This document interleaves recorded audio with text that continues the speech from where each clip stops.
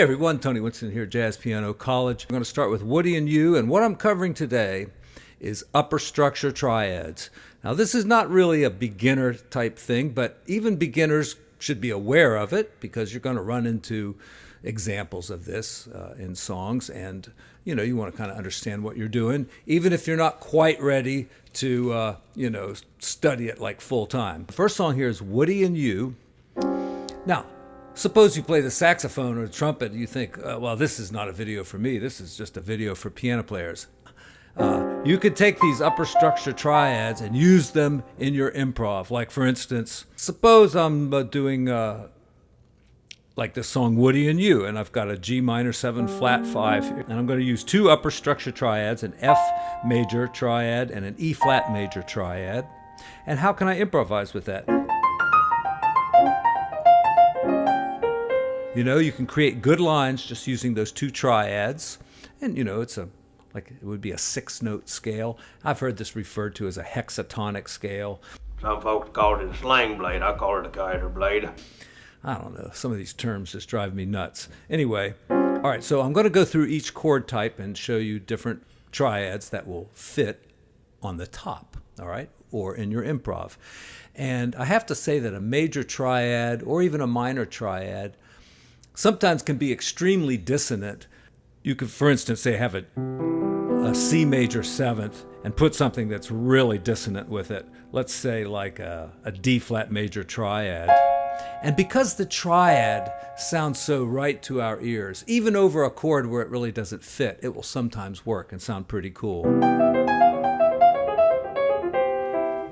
If I was accompanying a singer and the chord was C major 7th, I don't think I would play that. There are some upper structure triads that you could use. And let's start with the major 7th because that's pretty easy. Now, obviously, a C triad will work, and we're not even going to talk about that one. C minor will not work. D flat minor will not work. D flat major will not work. D is one of your choices. It gives you, a chord with a 9th, a sharp 11, and a 13. It's a thick, very rich chord. You could leave out the 5 if you wanted. And, it's a nice upper structure triad. And you can do any inversion. And frequently, these things are done with like an octave, with a chord in between. All right. So if you were doing like a 2-5-1, hit something like that.